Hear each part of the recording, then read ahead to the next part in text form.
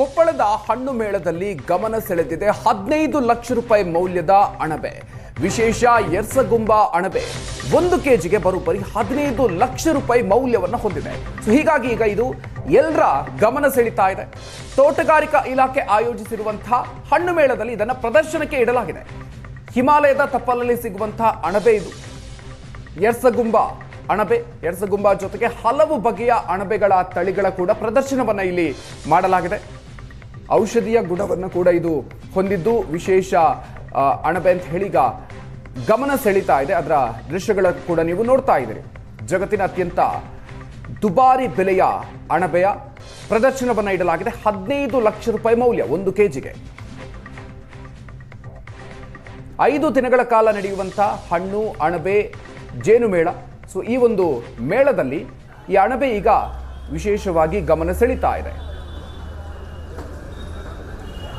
15 ಲಕ್ಷ ರೂಪಾಯಿ ಮೌಲ್ಯದ ಎರ್ಸಗುಂಬ ಅಣಬೆಗಳನ್ನು ತಂದು ಅಧಿಕಾರಿಗಳು ಅಲ್ಲಿ ಪ್ರದರ್ಶನಕ್ಕೆ ಇಟ್ಟಿರೋದು. ನೇಪಾಳದಿಂದ ತಂದು ತೋಟಗಾರಿಕಾ ಇಲಾಖೆ ಈಗ ಪ್ರದರ್ಶನಕ್ಕೆ ಇಟ್ಟಿದೆ.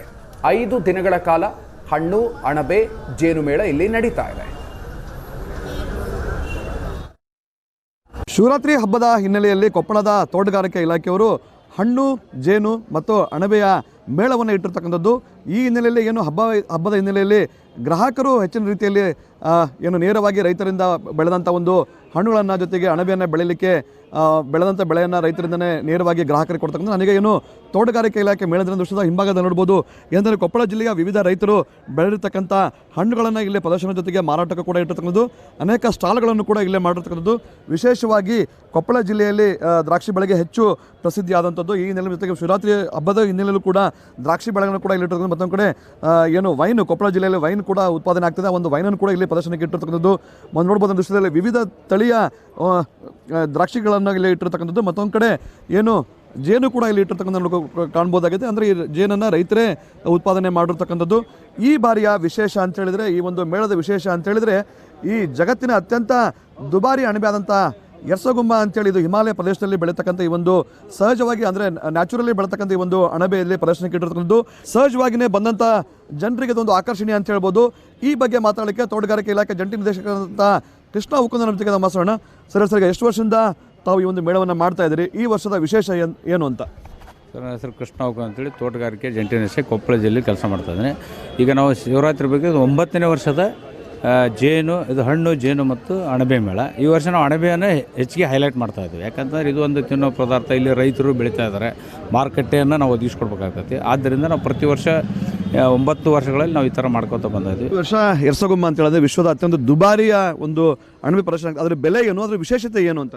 ಸರ್, ನಾವು ಪ್ರತಿ ವರ್ಷ ಒಂದೊಂದು ಆಕರ್ಷಣೆಯನ್ನು ಮಾಡ್ತಾಯಿದ್ವಿ. ಮೊದಲು ಮಿಯಾಜಾಕಿ ಮಾಡಿದ್ವಿ. ನೆಕ್ಸ್ಟ್ ಮಿಯಾಜಾಕಿ ಮಾವು 2ನೇ ವರ್ಷ ದ್ರಾಕ್ಷಿ ಮಾಡಿದ್ವಿ, ಜಗತ್ತಿನ ದುಬಾರಿ. ಈಗ ಜಗತ್ತಿನ ದುಬಾರಿ ಅಣಬೆಯನ್ನು ಮಾಡ್ತೇವೆ. ಇದು ಮುಖ್ಯವಾಗಿ ಈ ಅಣಬೆ ಕಾರ್ಡಿಯೋಸೆಪ್ಸ್ ಅಂತ ಹೆಸರಿದೆ ಸೈಂಟಿಫಿಕ್ ಆಗಿ. ಇದು ಹಿಮಾಲಯದ ಹೈಯರ್ ಆಲ್ಟಿಟ್ಯೂಡ್ನಲ್ಲಿ ಬೆಳೀತಾ ಇರ್ತಕ್ಕಂಥದ್ದು.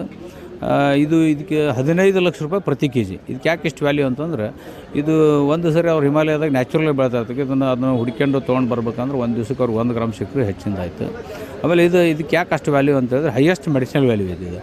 BP, ಶುಗರ್, ಕ್ಯಾನ್ಸರ್, ಅಸ್ತಮಾ, ಆಮೇಲೆ ಇದನ್ನು ಹಿಮಾಲಯನ್ ವಯಾಗ್ರಾ ಅಂತಲೂ ಹೇಳ್ತಾರೆ. ಈಗ ಇದೆಲ್ಲ ಸಾಕಷ್ಟು ಮೆಡಿಸಿನಲ್ ವ್ಯಾಲ್ಯೂ ಇರೋದ್ರಿಂದ ಇದನ್ನು 15 ಲಕ್ಷ ರೂಪಾಯಿ ಕಿಲೋ ಮಾಡ್ತಾಯಿದ್ದಾರೆ.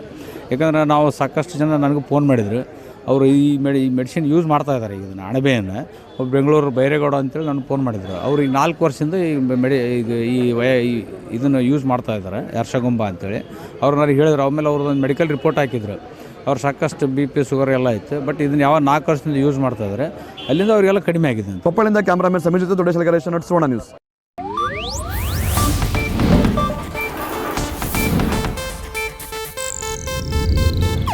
ಇದು ಏಷ್ಯಾನೆಟ್ ನ್ಯೂಸ್ ನೆಟ್ವರ್ಕ್ ಪ್ರಸ್ತುತಿ.